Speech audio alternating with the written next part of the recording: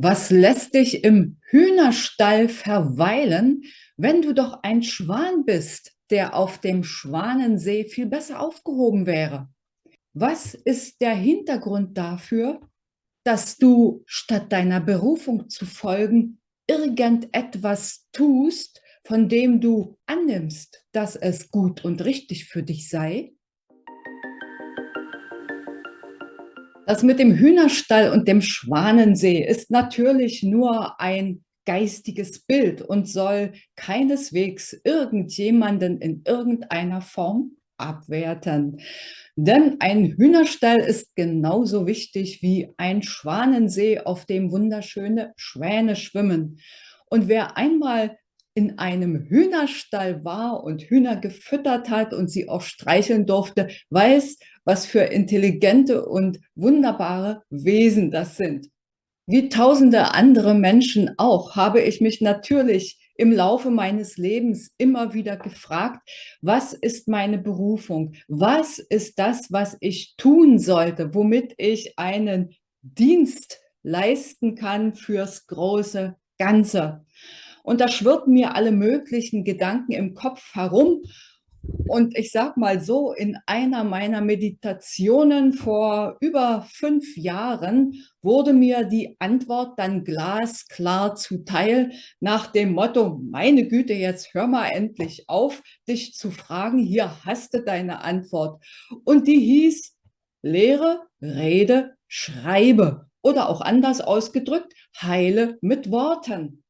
Als ich damals diese Botschaft erhielt, hatte ich natürlich meine Zweifel daran. Kann das wahr sein? Habe ich das jetzt wirklich gehört? Damals hatte ich erst begonnen zu meditieren und war noch nicht so sicher im Umgang mit den Botschaften aus der geistigen Welt, die mich heute permanent und immer wieder erreichen und denen ich auch Glauben schenken darf, einfach weil sie sich zigfach bewahrheitet haben.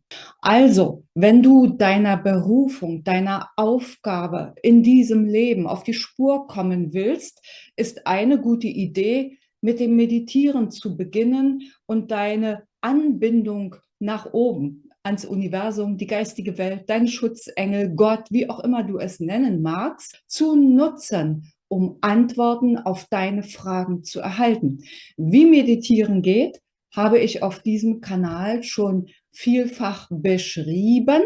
Und ich verlinke dir sowohl hier unten drunter auch eine Seite dazu, wo du dir eine geführte Meditation herunterladen kannst, aber am Ende des Videos auch weitere Videos von diesem Kanal, die direkt so eine geführte Meditation beinhalten. Das Wort Berufung wird in der heutigen Zeit aus meiner Sicht so inflationär verwendet, dass man den Eindruck gewinnen könnte, dass es etwas ganz, ganz Konkretes, Bestimmtes ist, was einer tun muss, um seinen Beitrag zum großen Ganzen zu leisten.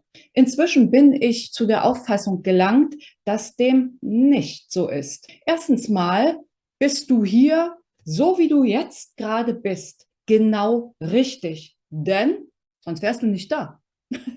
Du bist Teil des großen Ganzen. Und das große Ganze funktioniert nur so, indem jedes einzelne Teilchen da ist, also auch du. Mach dir also nicht so viel Gedanken um das Thema Berufung. Allerdings sehe ich durchaus eine wichtige Aufgabe, nämlich dein wahres Selbst und Sein zu entfalten. Jetzt ist die Frage, was ist dein wahres Selbst und Sein? Manchmal kommt es mir so vor, und auch dieses Bild habe ich schon öfter verwendet, wie die berühmte Salzkristalllampe. Dein wahres Selbst und Sein ist die Glühbirne da in der Mitte und der Salzkristall ringsherum mit seinen vielen helleren und dunkleren Stellen ist das, womit dein wahres Sein zugeschüttet wurde im Laufe deines Lebens, weil du dich angepasst hast.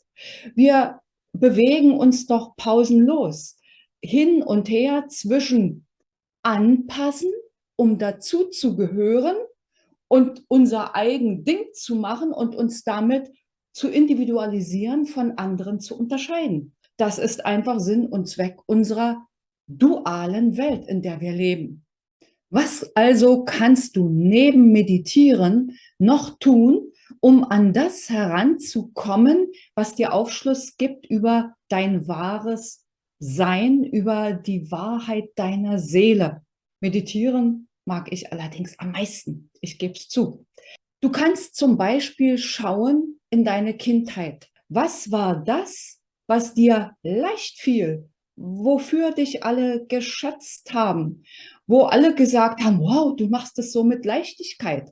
Also ich weiß, dass ich schon als Zweijährige in ganzen Sätzen geredet und gefragt habe und damit mein Umfeld in Erstaunen oder auch in peinliche Situationen gestürzt habe.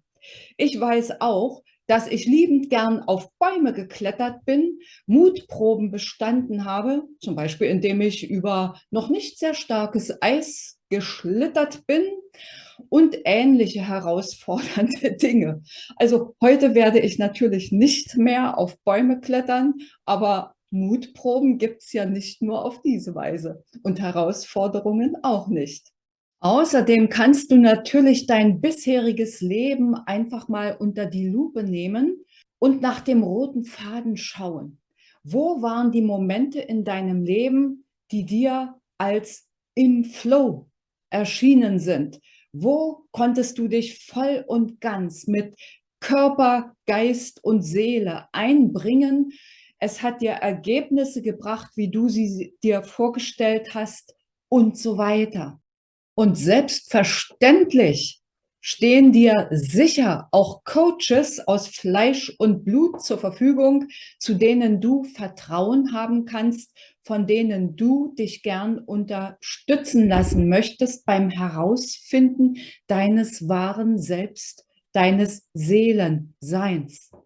Lass es mich noch einmal kurz aus meiner Sicht zusammenfassen.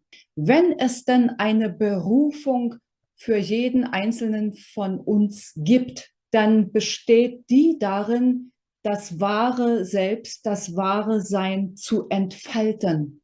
Und das kann sich an ganz vielen unterschiedlichen Aufgaben entlanghangeln. Impulse, Inspirationen dazu bekommst du zum einen durch Meditation, zum anderen, indem du in deine Kindheit zurückschaust nach dem, was dir besonders leicht fiel, wofür andere dich möglicherweise sogar bewundert haben. Außerdem kannst du es finden, wenn du dein Leben wie einen roten Faden betrachtest und schaust, was waren da die Highlights, wo ich mich wirklich mit meiner ganzen inneren Kraft, mit meinem ganzen inneren Sein eingebracht habe und damit auch anderen gedient habe. Und zum Vierten natürlich auch, indem du dir einen Coach aus Fleisch und Blut engagierst.